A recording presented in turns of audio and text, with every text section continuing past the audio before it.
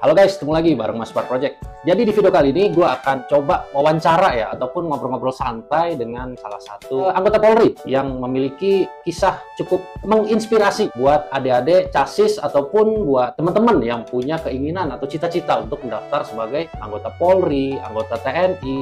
Untuk kali ini kita akan cerita-cerita sedikit tentang perjalanan untuk mendaftar dan diterima sebagai anggota Polri.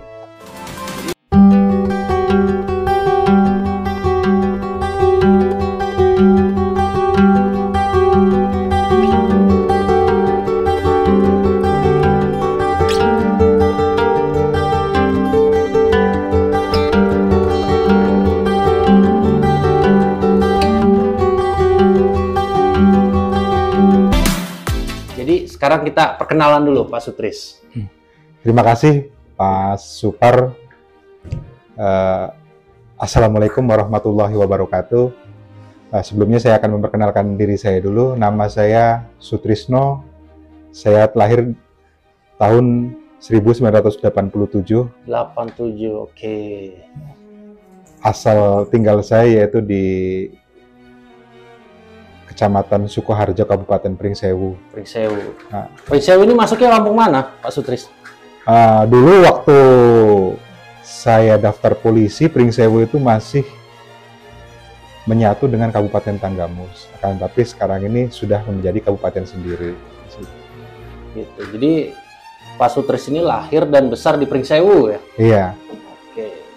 Jadi dulu waktu pada saat sekolah nih, Pak Sutris mendaftar di SD mana nih? Coba bisa nggak cerita dari SD sampai SMA gitu, sampai dengan saat ini gitu kan? Bisa nggak cerita? Jadi ini kisah sekolah saya dulu ya Pak ya, gitu kan.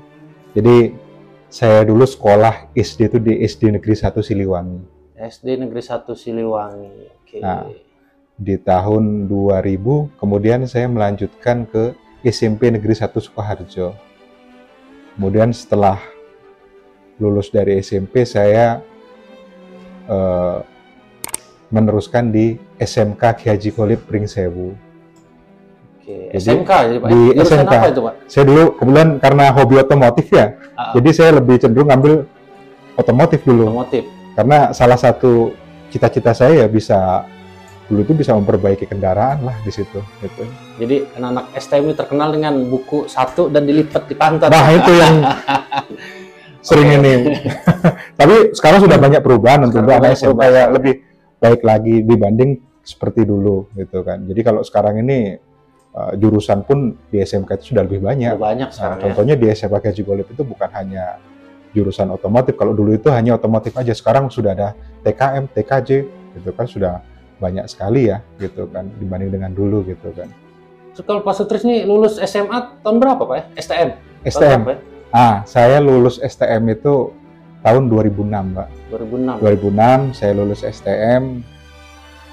Alhamdulillah ya bersyukurlah ya bisa waktu dulu itu kita bisa sekolah sampai dengan STM gitu karena banyak juga kawan-kawan kita itu yang hanya sampai dengan SMP saja gitu kan.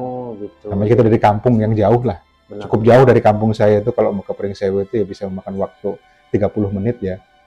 Jadi 30 menit perjalanan jalan kaki atau naik angkot zaman dulu tuh Pak? Naik angkot dong. Angkot, ya? Tapi angkotnya masih angkot ini ya. Zaman dulu tuh ya kalau kata orang sekarang itu mobil sayur lah ya. Mobil sayur. Iya. Jadi benar. asiknya ya itu kita bisa gantung-gantungan, itu bisa naik di atas. Tapi ya suka dukanya lah ya seperti itu. Gitu kan. Kalau boleh tahu orang tua Pak Sutris nih kerja sebagai apa? Nah itu. Alhamdulillah ya, saya mensyukuri saya dilahirkan dari seorang ibu dan ayah itu yang sangat menyayangi saya. Walaupun kami dulu itu hidup hanya mungkin jauh dari pas-pasan lah ya. Karena mungkin kalau untuk sekarang ini orang makan tiwul itu udah hal yang untuk kesehatan atau makanan yang spesial. Kalau zaman dulu itu karena memang nggak kebeli beras dulu itu. jadi bisa bayangin aja, gitu kan. Jadi saya dulu sekarang berpikir saya dulu itu mungkin bisa makan nasi beras murni itu kalau di bulan puasa. Di luar bulan puasa itu pasti dicampurin katanya. Apalagi kalau udah musim kemarau kan. pakai nasi Ya, jagung nggak iya. dulu zaman pas? Apalagi orang tua kita itu memang latar belakangnya itu ya cuman buruh. Kemudian setelah itu eh, mencoba untuk dagang ya. Ibu dan orang tua saya itu pekerjaan sehari-hari itu jualan jamu ya, keliling kampung dia menawarkan jamu-jamu keliling. Pedagang gitu jamu kan. keliling. Alhamdulillah dagang jamu keliling. Tapi saya tidak pernah malu dengan apa pekerjaan orang tua saya. Benar-benar. Karena jeripayah dia itu untuk mensekolahkan anak-anaknya itu saya akui luar biasa. Luar biasa. Gitu kan. Mungkin tidak semua anak itu nasibnya seperti saya, gitu kan. Orang tuanya mau sampai ya mati-matian untuk menyekolahkan anak saya. Karena bapak saya dan ibu saya itu tidak memiliki kebun, bahkan rumah pun boleh dikatakan ya ala kadarnya lah, gitu kan. Kadarnya, ya. Kemudian kalau ibu bekerja atau Sama ibu saya itu dulu, bapak saya keliling, ibu saya itu jualan jamu ke pasar. Zaman dulu itu, ya maaf ngomong ya Pak ya, itu jangankan motor, sepeda aja nggak punya. Jadi ibu saya itu kalau jualan jamu itu keliling, dia digendong jamunya. jamu Gitu. gendong? Jamu gendong ibu saya itu. Oke, Bapak saya pakai sepeda gitu. pakai sepeda. Gitu kan. Ya semua itu mereka lakukan untuk menghidupi ke-6 orang anaknya lah. Gitu kan. Jadi saya sangat bangga dengan perjuangan orang tua saya ya. Gitu. Jadi setelah lulus tahun 2006, Pak Sutris langsung mendaftar jadi anggota Polri atau bagaimana? Ini ceritanya cukup panjang ini. Ya, nggak apa-apa, Pak. Silakan, silakan. Jadi memang Polri itu menjadi cita-cita saya sejak kecil. Dari kecil. Dari kecil. Saya kalau lihat polisi itu saya senang sekali, gitu kan. Sampai dulu waktu kecil itu saya sering dibuatkan tembakan itu. Tembakan. Iya, bukan dari kayu tuh Pak zaman dulu tuh, dari pelepah pisang. Dulu. Jadi Mungkin anak-anak sekarang ini nggak ada yang nggak ngerti, nggak ngerasain lah ya di situ ya. Karena sekarang ya lebih banyak mainan itu kan. Kalau sekarang kalau dulu itu ya apalagi kalau ya pakai ini lah gitu kan, terang-terangan itu kan di situ. Jadi iya. saya itu lulus tahun 2006.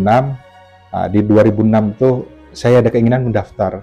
Cuman karena di zaman dulu itu minimnya informasi, sangat minim ya, internet belum ada, hanya dari mulut ke mulut. Nah, pada saat saya akan daftar ternyata pembukaan sudah tutup 2 hari. Karena 2006 lulus, awal pendaftaran itu bisa dengan surat keterangan kelulusan saja di situ. Gitu. Dan fotokopi rapor terakhir di situ kan. Akhirnya begitu saya mau daftar, saya terlambat, akhirnya saya itu memutuskan saya ya mengikuti jejak orang tua lah, walaupun saya sekolah sebagai otomotif, intinya setelah lulus saya itu harus mempunyai penghasilan. Benar, Jangan sampai saya itu menambah beban pikiran orang tua saya di situ. Ya. Karena kita sudah sekolah tinggi, masa kita mau beli jajan aja masih meminta sama orang tua. Akhirnya saya memutuskan dulu saya itu ikut dagang jamu juga di situ kan. Jadi saya ikut jualan jamu.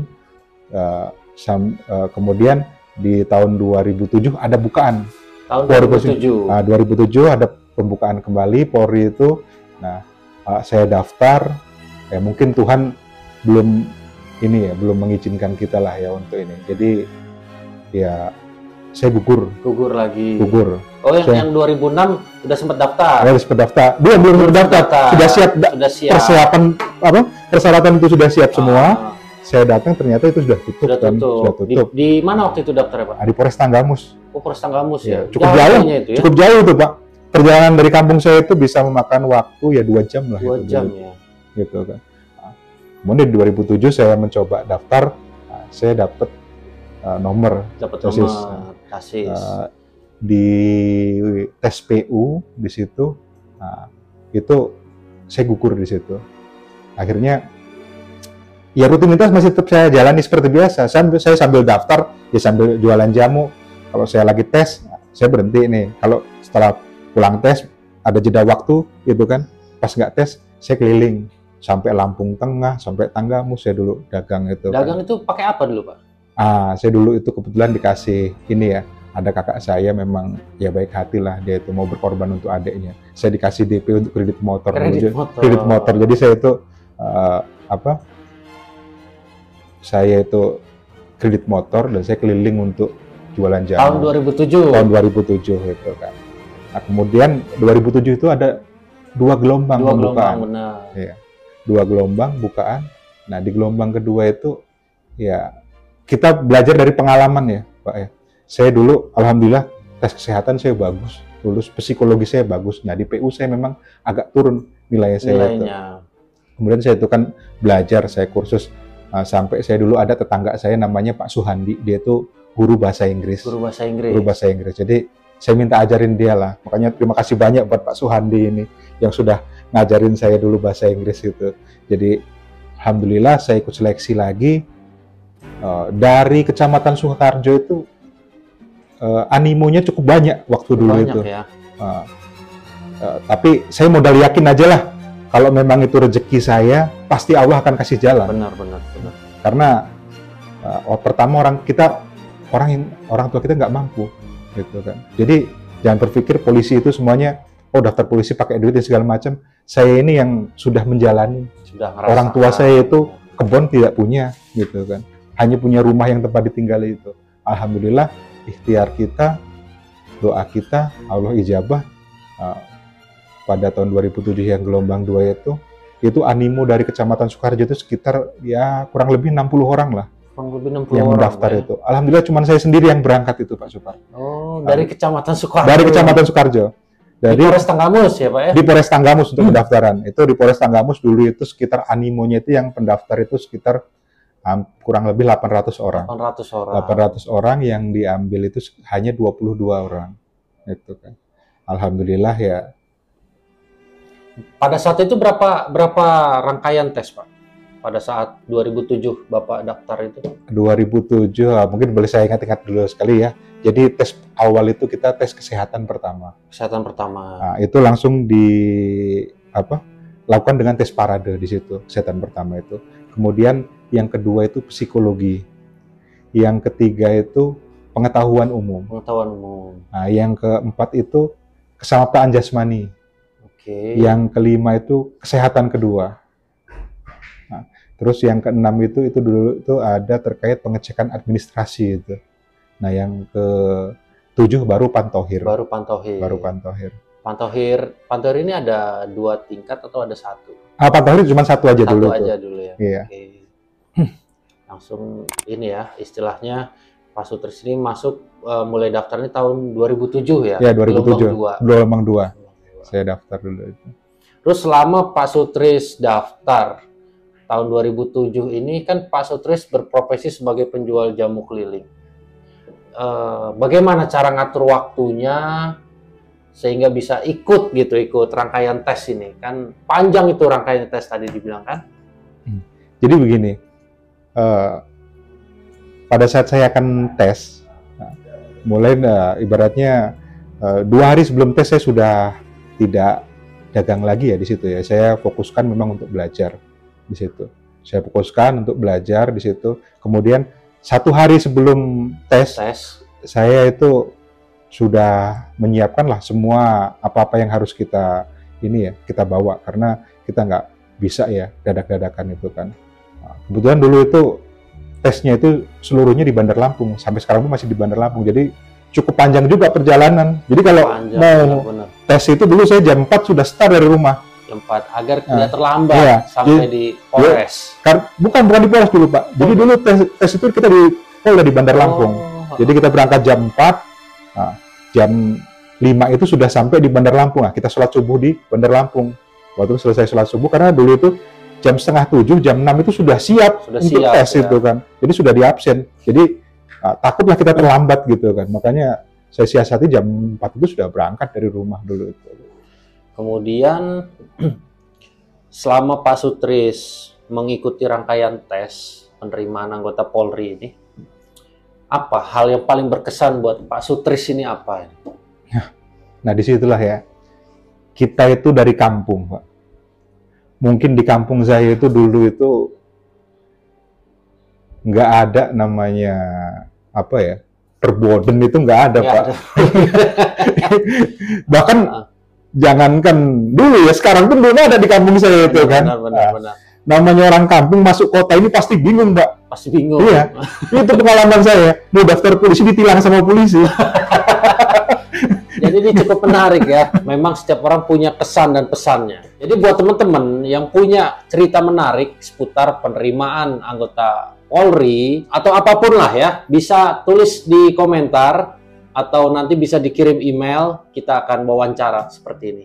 Oke, lanjutkan lagi Pak Sutris. Nah, itu jadi saya sempat ditilang itu gara-gara itu perboden. Jadi malam itu saya tuh pulang dari ini Pak, dari tes. Kebetulan habis tes PU saya itu kan di sampai malam. PKUR sampai malam kan itu kan tesnya itu kan. Nah, pas di depan MBK yang sekarang ini, itu dulu itu dua jalur kan, memang dulu 2 jalur kan. Nah, dengan PD-nya kita itu namanya dari kampung nggak pernah ngelihat ada pelang ini dilarang putar arah gitu. Nah, kita putar arah mau masuk ke KPU. Tahu-taunya begitu kita sudah putar arah diikutin sama polisi, diberhentiin kan katanya kan. Ayo Pak Teddy kita ini kan. Kenapa Pak?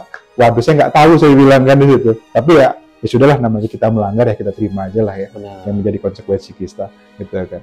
Mungkin untuk sekarang ini butuh untuk pengetahuan bagi kawan-kawan kita lah yang di daerah gitu kan, yang mau kepada Bandar Lampung gitu. Mungkin kalau di sana nggak ada perboden, ya bolehlah kita buka-buka dulu di internet. Sekarang lebih mudah kan, lebih canggih gitu untuk informasi sekarang kita. Aksesnya gampang. Iya. Gitu kan. Kemudian setelah Pak Sutris itu daftar di tahun 2007, kemudian diterima. Pak Sutris ini pendidikan di mana, Pak Sutris? Nah itu Pak, saya dulu tuh daftar polisi, daftarnya polisi aja. Bahkan begitu pengumuman, dulu 10 orang diambil untuk polo air. Saya tuh belum tahu polo air itu apa. Jadi polo air ini polisi juga atau seperti apa? Pokoknya 10 orang ini termasuk nama saya itu dipanggil lulus di polo air. Nah, kemudian sehari setelah pengumuman dari pantau air tersebut, kami dikumpulkan lagi dan dikirim ke Pusdik Polo Air Pondok Dayung di Jakarta Utara. Oh, di Jakarta. Di mana itu? Tanjung Priuk? Iya. Oh, iya. Jadi ini ada yang lebih menarik lagi, Pak. Gimana? Karena saya ini sekolah itu di SMK Otomotif, gitu. Ternyata setelah saya pendidikan di Pol Air di situ, selain fungsi teknis kepolisian yang kita pelajari, di situ melajari mesin juga cocok, benar itu di situ ketemu. Ada juga itu. Ada juga di situ. Belajar tentang mesin. Jadi kita diajari terkait mesin, gitu kan, terkait untuk pengoperasian kapal, kita membawa kapal gitu, di situ diajarin lagi gitu. Karena di laut itu kalau kita tidak mengetahui mesin, bagaimana kalau sampai kapal yang kita bawa itu mati, mati mesinnya, nggak mungkin, nggak ada bengkel kalau di laut ini kan. Dan halnya kalau di darat di situ. Makanya pada saat saya sekolah SMK itu, di situ ada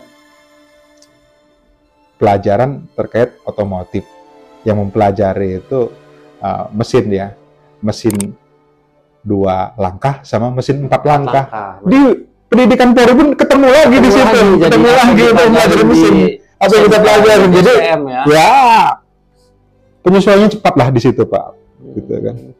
Kemudian berapa lama Pak untuk jalanin pendidikan di Pondok Dayung ini Pak? Nah, saya dulu itu kena program itu 541 Pak. Jadi rangkaiannya 5 bulan kita pendidikan di Pusdik, 4 bulan kita magang di Kesatuan, 1 bulan kita pembulatan di SPN Kemiling. Di SPN Kemiling. Jadi beda ya antara Pusdik Pondok Dayung sama magang sama pembulatan ini beda tempat. Beda tempat di situ. Jadi mungkin apa ya, untuk teman-teman kita yang di SPN itu lebih beruntung daripada kami. Kenapa itu Pak? Ya mungkin kalau di SPN itu karena saya sudah pernah merasakan ya, 1 bulan saya masuk ke sana, begitu masuk ke SPN itu lumayan sejuk di sana udaranya. Oh, mungkin karena lingkungannya lingkungannya di situ berbeda. Sementara kita di Jakarta itu ya lumayan panas ya. Cuman kelebihannya satu Pak. Apa itu Pak? Mungkin kalau saya nggak pendidikan di Jakarta, saya nggak tahu Jakarta itu Pak seperti apa. Benar. Setahu saya Bandar Lampung itu udah kayak Jakarta kan, rupanya Jakarta lebih bagus lagi. Oh, jadi tempat pendidikan Pak Sutris ini kategori seluruh Indonesia atau hanya lingkup provinsi aja atau mewakili beberapa daerah aja?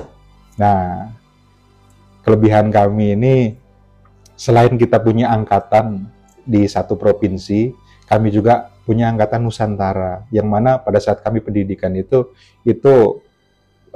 terdiri dari seluruh provinsi di seluruh Indonesia yang karakternya itu bermacam-macam, Pak. Dari mulai dari Sabang sampai Merauke, dari Aceh sampai Papua itu ada, mempunyai karakter itu yang lain. Jadi ya kita itu lebih keberagaman lah ya di situ waktu menempuh pendidikan dengan dasar kebiasaan yang beda-beda di situ. Beda-beda ada semua ya, karena perwakilan dari Aceh sampai Merauke ini termasuk banyak provinsi-provinsi nih, Pak. Iya. Jadi mungkin di situ karakteristik seseorang ataupun kebiasaan ini memang berbeda-beda setiap daerah. Jadi kita seperti yang diceritakan Pak Sutris bahwa di Pusdik ini kita bisa bertemu dengan berbagai macam karakteristik, budaya. Jadi kita memang jadi satu nih, berbeda dengan tempat pendidikan yang semacam tiap provinsi ada, gitu. Ya, model seperti sekolah polisi negara mungkin karena dia memang dibentuk dan dibuat ini memang untuk mewakili satu daerahnya aja. Jadi untuk Pak Sutris ini menjalani di Pusdik ini selama 5 bulan. Iya benar. Ada nggak kesan manis atau kisah-kisah indah selama di Pusdik ini? Saya rasa kalau manis itu namanya pendidikan itu nggak ada yang manis, Pak. Nggak ada yang manis itu. Bisa diceritain nggak salah satunya nih apa nih? Yang paling manis nih. Mudah-mudahan cerita dari Pak Sutris ini bisa buat motivasi buat adik-adik yang mau daftar CASIS ya, CASIS TNI Polri ataupun CASIS dari tempat institusi lain ya. Oke, silakan lanjut Pak Sutris. Jadi pada saat kita melaksanakan pendidikan ini intinya satu, Pak, ikhlas. Ikhlas. Nah, disitulah karakter kita itu dirubah, Pak. Dari karakter kita itu seorang sipil, mungkin terkait kedisiplinan. Saya sudah merasa, Pak, ya, selama saya itu lahir sampai dengan saya sekolah ikut orang tua itu saya sudah merasa saya ini disiplin, bangun pagi segala macam. Cuman di situ lebih disiplin lagi. Lebih disiplin lagi. Karena kita diciptakan untuk sebagai pelayan masyarakat. Benar. Gitu.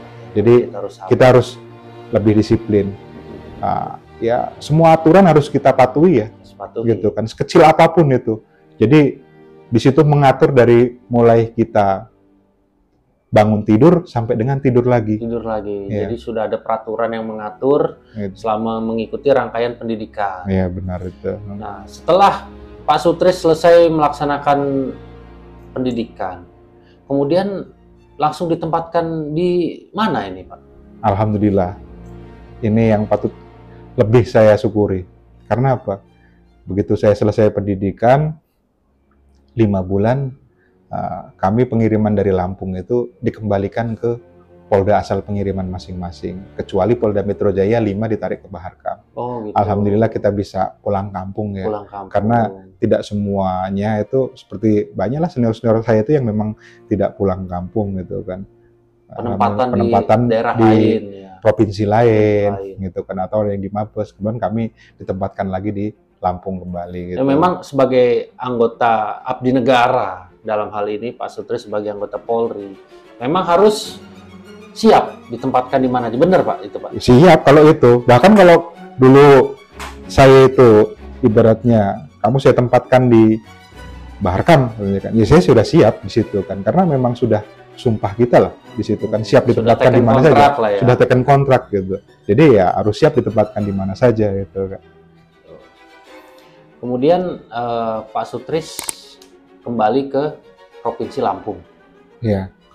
Di mana Pak itu? Setelah magang ini, proses magang ini di mana Pak Sutris? Nah, dulu saya itu magang selama 4 bulan itu di Makodit Polair Polda Lampung ya. Polairut Polda Lampung. Dulu itu masih di dalam lingkup Pelabuhan Panjang.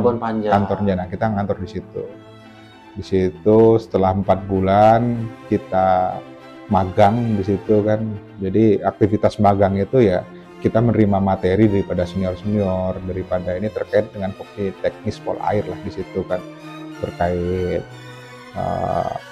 pengoperasian kapal, perawatan kapal. Fungsi teknis kepolisian yang memiliki lingkup di laut. Ya, seperti itu. Seperti itu. Gitu. Kemudian setelah selesai magang ini Pak ya, selama tadi Bapak bilang 4 bulan ya. Nah, kemudian dilakukan pembulatan. Pembulatan ini selama 1 bulan. Ini di mana, Pak? Nah, itu 1 bulan kita dibulatkan di SPN Kemiling. SPN Kemiling. Disitulah kita tahu semua kawan-kawan kita yang dulu bareng-bareng Pada saat daftar. pendaftaran. Iya, karena di situ digabung di situ Polgasum, terus Brimob, Polair dan Polwan di situ dijadikan satu untuk pembulatan di situ. Kemudian pembulatan itu 1 bulan ya Pak? 1 bulan. 1 bulan. Di situ diajarkan kembali tentang fungsi teknis kepolisian atau bagaimana Pak? Iya, diajarkan semua tentang fungsi teknis kepolisian secara umum ya. Secara umum. Jadi terkait dengan Bimas, Reskrim, Lantas, Intel di situ, Sabara itu diajarkan semua di situ. Gitu kan. Oke, jadi buat teman-teman, ini adalah cerita yang sangat menginspirasi. Bisa untuk jadi semangat atau motivasi ya buat teman-teman yang ingin daftar menjadi seorang anggota Polri, anggota TNI ataupun institusi lainnya. Karena setiap orang pasti punya masa lalu, setiap orang pasti punya cita-cita. Tinggal bagaimana kita berusaha aja. Bisa kita lihat Pak Sutris ini berawal dari golongan orang yang mungkin kurang beruntung, kemudian ingin berusaha untuk memperbaiki nasibnya, kemudian mencoba untuk mendaftar sebagai anggota Polri. 2 kali Pak tadi daftar ya? 2 kali saya, 2 kali daftar. 2 kali daftar, kemudian nggak patah semangat. Pak Sutris ini kemudian daftar kembali, dan di samping itu Pak Sutris juga bekerja menjadi seorang penjual jamu keliling untuk meneruskan pekerjaan ayah dan ibunya yang menjadi seorang penjual jamu keliling. Sampai Pak Sutris diterima menjadi anggota Polri, sampai mengikuti pendidikan, magang, kemudian penempatan. Sekarang kita pengen tahu apa saja nih tips buat adik-adik ataupun teman-teman ya yang mau daftar menjadi seorang anggota Polri ini. Mungkin Pak Sutris bisa berikan tips-tipsnya buat adik-adik kita ini yang lagi mau daftar ini, gimana? Jadi tips-tipsnya ya, kunci suksesnya ini. Kunci sukses. Kunci suksesnya itu kan belajar, berdoa. Jadi belajar dan berdoa itu harus imbang. Harus imbang. Karena itu yang sudah saya lakukan, gitu kan. Kita hanya belajar saja tanpa kita berdoa, belum tentu Allah akan mengabulkan. Belum tentu apa yang kita laksanakan itu bisa Allah kabulkan. Tapi kita hanya berdoa saja, tidak belajar, tidak ada ikhtiar, itu pun belum tentu Allah kabulkan. Jadi selain kita belajar, kita harus berdoa. Kita yakin, gitu kan. Kita harus berlatih apa yang menjadi rangkaian tes di kepolisian. Itu harus kita pelajari, harus kita berlatih, gitu kan. Dan kita harus selalu meminta kepada Sang Pencipta kita ya, di situ. Karena kekuatan doa itu, terutama doa kedua orang tua kita ya, gitu kan. Bahkan saya dulu sampai, ini cerita saya ya Pak ya. Iya. Mungkin bagi kawan-kawan yang mau mencontoh silakan. Saya itu dulu itu setiap saya mau berangkat, saya selalu cuci kaki ibu dan orang tua saya. Bapak dan gitu kan. Saya cuci kaki kedua orang tua saya. Saya cium kakinya. Saya minta doa restunya supaya saya diberi kelancaran. Alhamdulillah, walaupun dulu saya sempat waktu tes itu pulang sampai malam hari, saya kenal kawan itu bukan dengan orang asal pengiriman dari Tanggamus, tapi saya kenal di Bandar Lampung. Karena saya udah kemalaman pulang mau tes itu, sampai saya ditawarin nginep. Sampai saya ditawarin nginep sama dia itu. Jadi ya sampai kita nginep di tempat orang. Jadi alhamdulillah Allah kasih jalan di situ kan. Intinya itu. Kalau pasti akan ada kemudahan. Setiap doa dari orang tua kita, doa dari kita. Selain dari belajar dan berdoa, apalagi nih? Ada tips-tips dari Pak Sutris sehingga bisa saat ini dari penjual jamu ya bisa diterima menjadi seorang anggota Polri. Ada nggak tips-tipsnya lain? Jadi kita itu jangan takut kegagalan. Jangan takut kegagalan. Jangan takut kegagalan. Karena kan ada kawan-kawan kita nih, adik-adik kita yang baru daftar sekali, gugur, terus patah semangat. 2 kali gugur, patah semangat. Jadi kita memang harus tetap berusaha, dan ini adalah salah satu contoh atau kisah inspiratif kita pada hari ini, guys. Nah, jadi itu, kegagalan itu keberhasilan yang tertunda. Selama umur kita itu masih bisa untuk mendaftar di Kepolisian Republik Indonesia, kita harus tetap mendaftar. Tetap mendaftar. Jadi kita belajar dari pengalaman, kita gagal itu apa penyebabnya? Dipelajari lagi. Kalau kita sudah tahu penyebabnya apa, di situ harus kita perbaiki. Istilahnya dievaluasi. Iya, gitu kita evaluasi lagi. Kalaupun kita gugur di kesemaptaan, berarti kita harus lebih semangat lagi berlatih kesemaptaan terkait lari. Kalau gugur di akademik, kita harus belajar lagi, gitu kan. Sekarang akses untuk belajar lebih mudah ya, dibanding dengan dulu. Internet, kan sekarang internet sudah lebih canggih ya, kita bisa mengakses lewat internet gitu kan.